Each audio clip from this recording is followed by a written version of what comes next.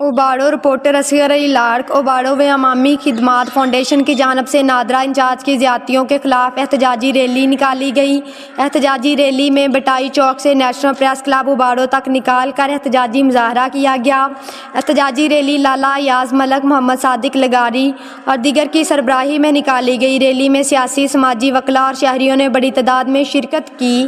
اس سلسلے میں ریلی کے شرکاء لالا ایاز ملک، محمد صادق لغاری اور دیگر نے کہا، اوباڑو نادرا انچارج میر منیر میرانی کا عوام کے ساتھ رویہ انتہائی غلط ہے۔ نادرا انچارج کے رویے سے جو خواتین مقامی قومی شناختی کارڈ بنوانے جاتی ہیں وہ بھی پریشان ہیں اور اہم اعلیٰ حکام سے مطالبہ کرتے ہیں کہ نادرا انچارج منیر میرانی کو ہٹا کر ایک ایماندار انچارج مقرر کیا جائے، دیگر صورت ہم احتجاج کا دائرہ وسیع کریں گے۔